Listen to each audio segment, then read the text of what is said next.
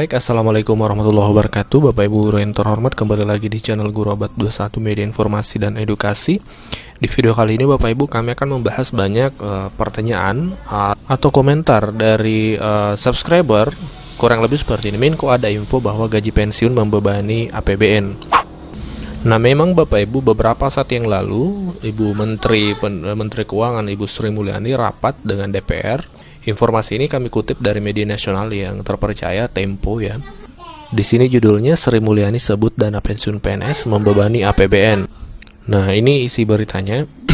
Menteri Keuangan Sri Mulyani Indrawati dalam rapat kerja bersama Komisi 11 DPR menyebutkan bahwa belanja dana pensiun PNS sepenuhnya ditanggung APBN. Untuk tahun ini, anggaran APBN untuk pensiun itu sebesar 136,4 triliun, Bapak Ibu. Nah, ini kata Ibu Sri dinilai membebani APBN dalam jangka panjang, Bapak Ibu. Nah, untuk saat ini perlu dipahami bahwa sistem penggajian pensiun itu menggunakan sistem pay as you go. Ini sebentar kita akan bahas apa itu pay as you go. Dan terkait pernyataan Ibu Sri Mulyani bahwasanya pensiun ini gaji pensiun membebani APBN, ini dijelaskan kembali maksudnya oleh staf khusus Menteri Keuangan Bidang Komunikasi Strategis Justinus Prastowo menyebutkan bahwa pada tahun ini alokasi APBN itu untuk uang pensiun sebesar 136,4 triliun. Lalu gaji PNS yang dipotong untuk apa? Nah, ini pernyataan beliau atau cuitannya di Twitter. PNS dikenai potongan 8% per bulan. Rinciannya itu 4,75% untuk program jaminan pensiun, 3,25% untuk JHT, iuran 4,75% tadi itu diakumulasikan sebagai akumulasi iuran pensiun dan bukan dana pensiun ya, bukan dana pensiun. Iuran 3,25% dikelola PT Taspen dan diterimakan sekaligus saat pensiun.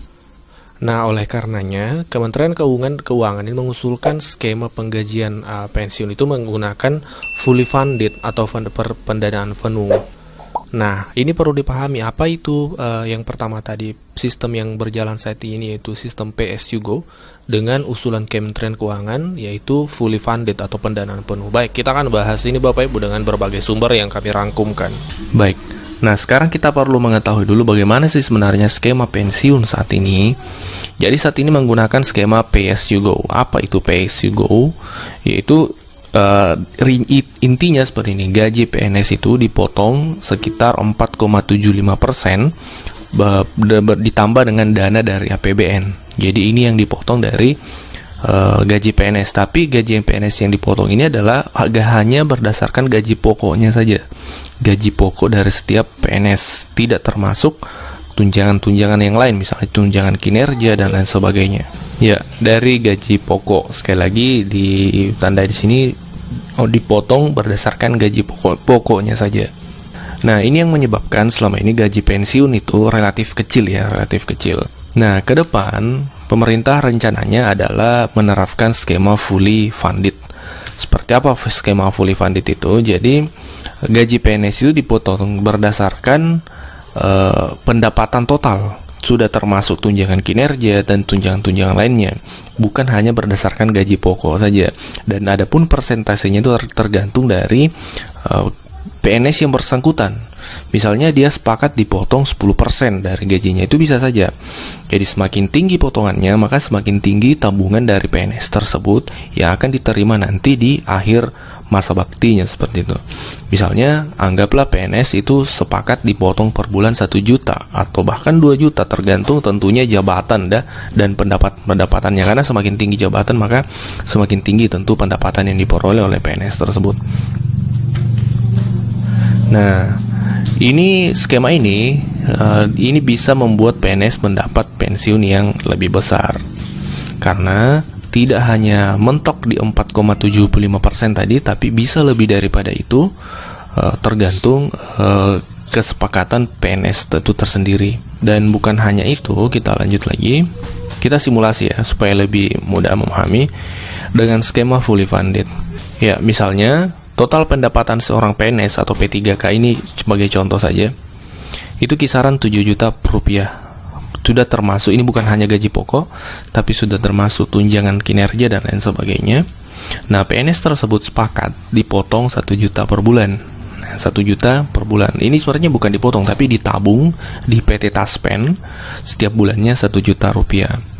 Nah, dana tersebut akan dikelola oleh Taspen sehingga nantinya PNS itu di akhir masa baktinya menerima tabungan selama dipotong per bulan itu plus bunga dari dana tersebut, karena dana tersebut akan dikelola oleh PT Taspen dengan berbagai cara sehingga PNS tersebut bukan hanya mendapatkan tabungannya tapi juga plus bunga dari hasil pengelolaan dana tabungan tersebut. Nah, dari sinilah yang memungkinkan PNS bisa menerima 1 miliar rupiah. Tapi ini menurut penjelasan dari Bapak Cahyokumolo selaku Menteri Pan-RB, ini 1 miliar ini adalah angka tertinggi ya.